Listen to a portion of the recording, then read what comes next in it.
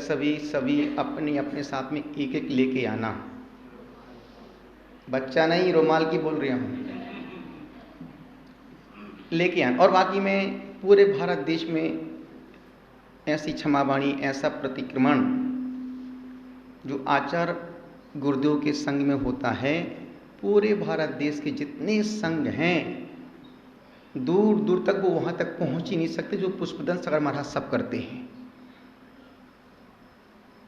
निवेदन कर रहा हूँ, गुजारिश कर रहा हूँ आपसे कि यही कह रहा हूँ कि गुरुदेव ने जो बातें कही हैं, मैं उन बातों को कुछ समय बाद आपसे शेयर करूँगा। गुरुदेव ने अपनी बात प्रारंभ की, आदमी शांत रहना चाहता है पर काम अशांति के कर रहा है। हर व्यक्ति, दुनिया में हर व्यक्ति शांति चाहता है। एक सज्जन बोले, गुरुदेव मेरे घर में बहुत अशांति है, मैं क्या करूं? हमने कहा तू कुछ मत कर, खुद शांत हो जा।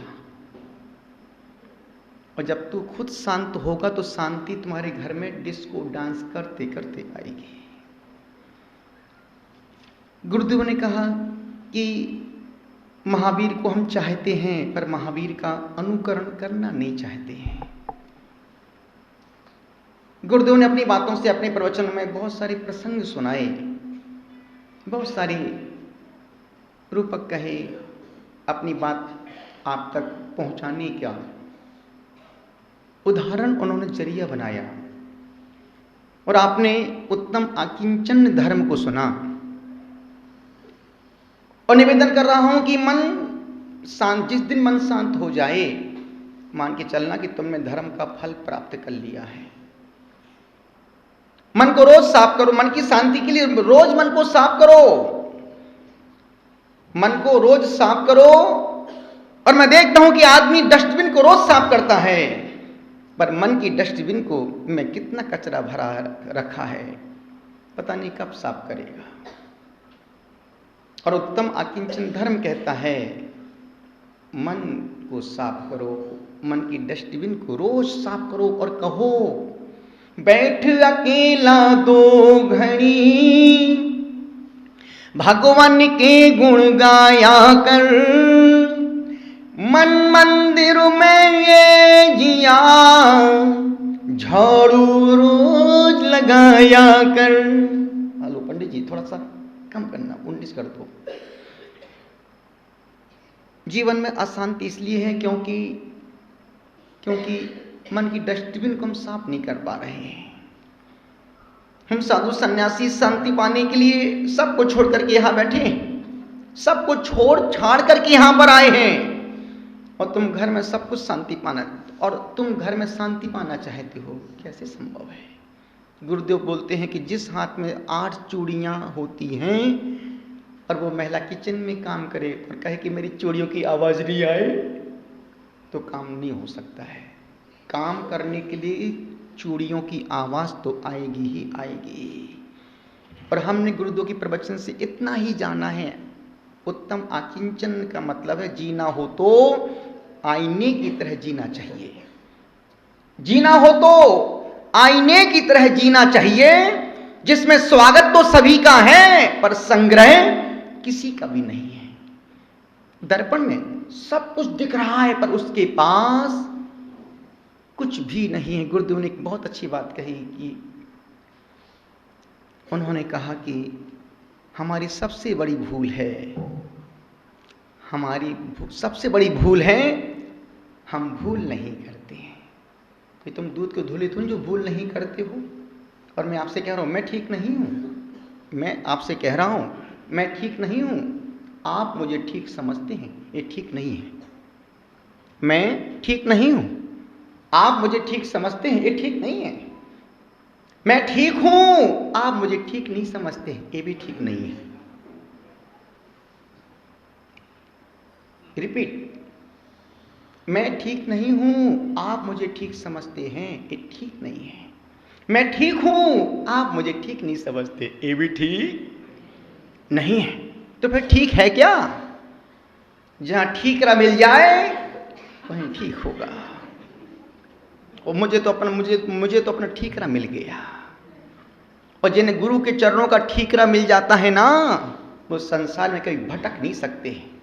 कभी गुमराह नहीं हो सकते, कभी जीवन को बोझ नहीं बना सकते हैं। मैं जानता हूं एक संत के पास एक युवक गया, युवक ने कहा गुरुदेव जीवन का मूल्य क्या है? संत ने कहा बेटा एक काम करो, ये पत्थर लेके जाओ मार्केट में और इसका मूल्य पूछ के आओ, लेकिन इसको बेचना मत, सिर्फ मूल्य पूछना। वह युवक भागते भागते भागते भागते भागते भागते भागते भागते भागते भागते भागते भागते भागते भागते, अब जब तक वो नहीं पहुंचेगा तब तक तो बोलना पड़ेगा मेरे को। भागते भागते भागते भागते भागते भागते भागते सब्जी वाली की दुकान पर पहुंचा। जैसे सब्जी वाली की दुकान पर पहुंचा, उसने कहा कि बाई बाई ये पत्थर का दाम क्या दोगी? उसने उस महिला ने हाथ में पत्थर लिया। अरे बेटा इस पत्थर को 1 किलो टिंडी 1 किलो टमाटर ले लो और 50 ग्राम धनिया पत्ती ले लो, ये पत्थर हमको दे दो। उसने कहा मुझे बेचना नहीं है, मुझे तो सिर्फ इसका भाव मूल्य जानना है। वहां से और आगे बढ़ा, एक संतरे वाले के पास गया। उस संतरे वाले ठेले वाले से कहा कि भाई इस पत्थर का दाम क्या दोगे? उसने कहा अरे पागल 10 संतरे ले लो, ये पत्थर हमको दे दो। उसने कहा मुझे बेचना नहीं, मुझे तो इसका मूल्य जानना है। और आगे गया, एक सोनी की दुकान पर गया, सोनी से कहा इस पत्थर का दाम क्या दोगे? उसने कहा बेटे 1000 रुपये ले लो, ये पत्थर हमको दे। नहीं मुझे बेचना नहीं है, मुझे तो इसका मूल्य जानना है। एक दुकान पर, जौहरी की दुकान पर गया। जैसे उसने जौहरी को पत्थर हाथ में दिया, जौहरी की आंखें फटी तो फटी रह गई। जौहरी ने जेब से रुमाल निकाला, अपनी चौकी पर उस रुमाल को बिछाया, उस पत्थर को उस रुमाल पे रखा, उस पत्थर की 3 परिक्रमा लगाई और प्रणाम करके कहा कि बेटा ये बता कि तू ये पत्थर लेके कहां से आया है? उस युवक ने कहा कि मुझे एक संत ने दिया है कि जाओ इसका मूल्य जान के आओ। उस जौहरी ने कहा बेटा ये पत्थर अनमोल है, इसका कोई मूल्य नहीं है। वो पत्थर को, आधी बात पूरी हो जाए, वो पत्थर को रुमाल में समेटा और वहां से भागते भागते भागते भागते भागते भागते भागते भागते भागते भागते भागते भागते भागते भागते भागते, अब जब तक नहीं पहुंचेगा तब तक तो बोलना पड़ेगा। भागते भागते भागते भागते भागते जैसे संत के पास पूछे गुरुदेव गुरुदेव बेटा किसने क्या कहा? गुरुदेव मैं एक सब्जी वाली की दुकान पर गया, उसने कहा बेटा 1 किलो टिंडी 1 किलो टमाटर ले लो, 50 ग्राम हरी पत्ती भी ले लो, ये पत्थर दे दो। उसने मैंने मना कर दे, गुरुदेव ने मना किया है बेचना मत। संतरे वाले ने कहा 10 संतरे ले लो, पत्थर दे दो, उसको भी नहीं दिया। सोनी ने कहा 1000 रुपये ले लो, उसको भी नहीं दिया। एक जौहरीन मिल गया गुरुदेव, उसने कहा कि बेटा इस पत्थर अनमोल है। तब उस संत ने बहुत प्यारी बात कही, वही बात मैं आपसे कहना चाहता हूं। उस संत ने कहा बेटा, जौहरी ने कहा कि पत्थर अनमोल है, इसका कोई मोल नहीं है। बेटा जीवन इस पत्थर से ज्यादा अनमोल है। तुम चाहो तो तुम चाहो तो जीवन को टिंडे टमाटर के भाव बेच दो, तुम चाहो तो जीवन को संतरे के भाव बेच दो, तुम चाहो तो जीवन को 1000 रुपये पे दांव पे लगा दो, और तुम चाहो तो जीवन का मूल्य वसूल करके, व्रतों को अंगीकार करके, सम्यक्त को प्राप्त करके परमात्मा को प्राप्त कर सकते हो। जीवन अनमोल है। किए थे पुण्य जो हमने मनुष्य पर्याय है पाई, धर्म पथ भी मिला हमको, जिनाश्रय की शरण पाई। स्वार्थों का जग पसारा,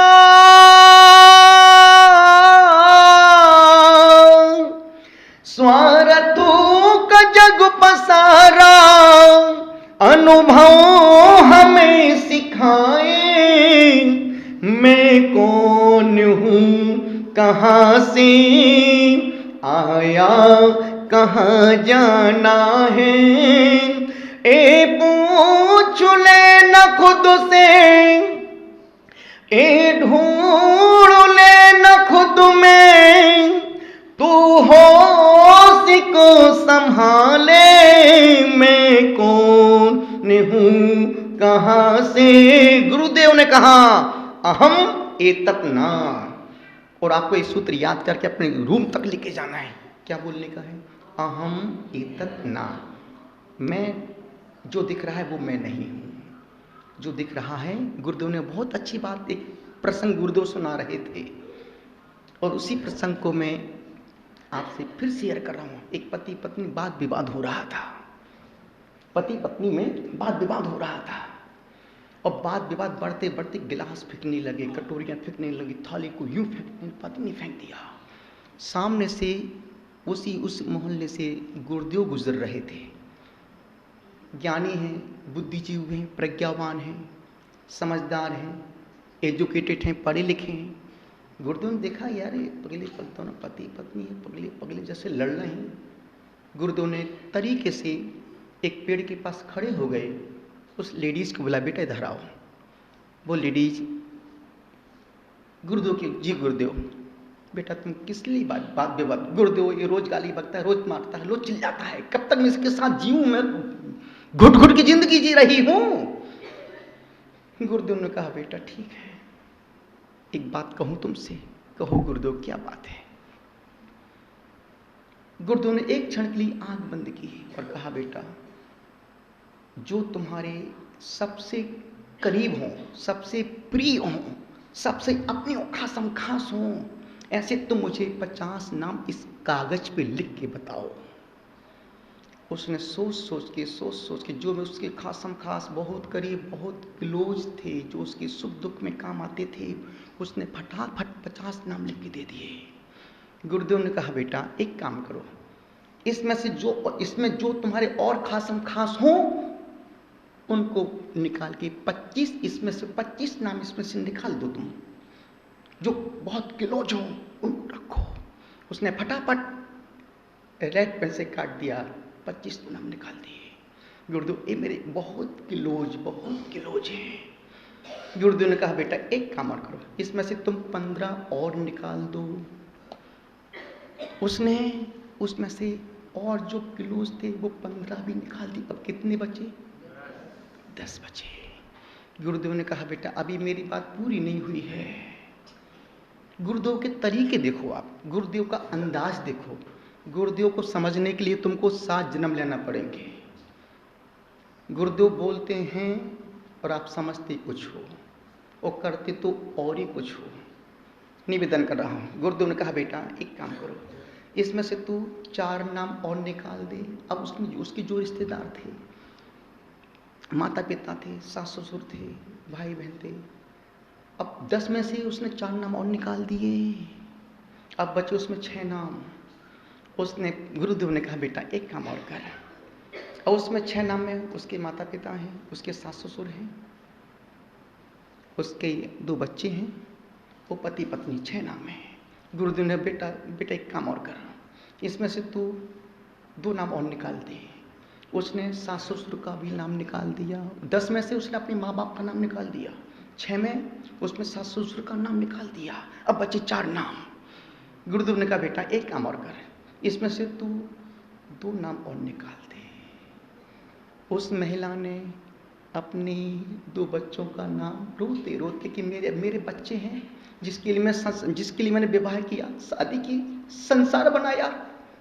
गुरुदेव ने हंसते हंसते 50 में से 46 नाम तो निकलवा दिए। अब 2 नाम और निकाल दो। उसने दिल पे हाथ रख करके 2 नाम, दोनों बेटा और बेटी का भी निकाल दिया। अब बचा उसमें उसका एक पति पत्नी के नाम बचे। अब बेटा इसमें से तुम अब क्या निकालोगे? उसकी आंखों में आंसू आ गए। पति सामने खड़ा था। उसने गुरुदेव के चरणों में कागज पेन पटका और पति से जाके गले मिलके खूब रोई कि मेरे जीवन में दुख में मेरा पति ही साथ देगा, मेरे बच्चे भी साथ नहीं दे पाएंगे। आकिंचन कहता है जो दिख रहा है वो सत्य नहीं है। और ध्यान रखना, हर देखी हुई चीज सत्य नहीं होती है। तो गुरुदेव ने कहा बेटा तू किस लिए बात विवाद करती है? दुख में उस एक स्त्री, गुरुदेव के मुख से मैंने सुना, एक स्त्री की संपूर्ण खुशियां उसका एक पति परमेश्वर, इसलिए बोलते हैं पति परमेश्वर। और आप, अब मैं कुछ भी बोलूं आपको बोलना है पति के कारण। क्या आपकी बिंदी माथे पर किस लिए है? नहीं, सब कुछ मैं ही बोलूं क्या? आपके माथे की बिंदी किस लिए? पति का। सिंदूर माथे पर किस लिए? चेहरे पर मुस्कुराहट किसके लिए? होंठों पे लाली किसके लिए? ये चूड़ियां किसके लिए? मंगलसूत्र किसके कारण से हैं? एक स्त्री की सारी खुशियां किसके लिए हैं? एक पति के लिए। निवेदन का आकिंचन का मतलब है वो पति पत्नी का बात तो बहुत दूर की, आत्मा परमेश्वर है, शरीर छूटने वाला है। अहम एतत् ना, अहम एतत् ना, जो दिख रहा है वो छूट जाएगा, और जो देख रहा है वो कभी साथ छोड़ने वाला।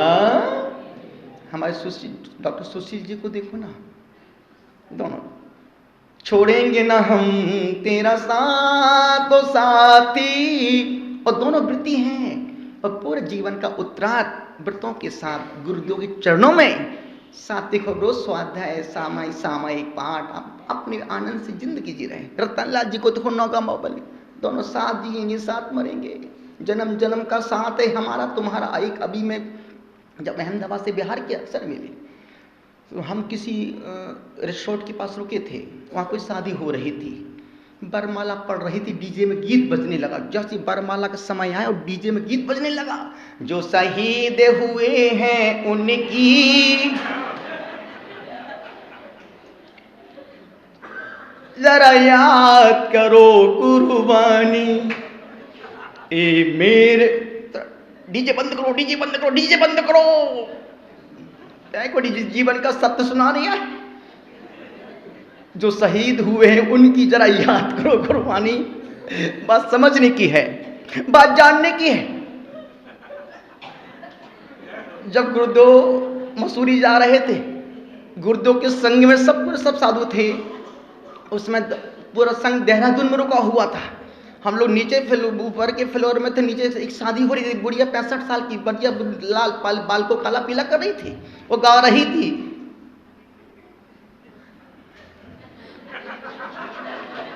तुमको सब यही तो सुनना है तुमको। जब गुरुदेव धर्म की बात सुना तो तब तुमको वासी आने लगती है, आंखें तुम्हारी भारी भारी होने लगती है। निवेदन कर रहा हूं, अनुरोध आपसे कर रहा हूं, अब मेरा भी समय हो गया है।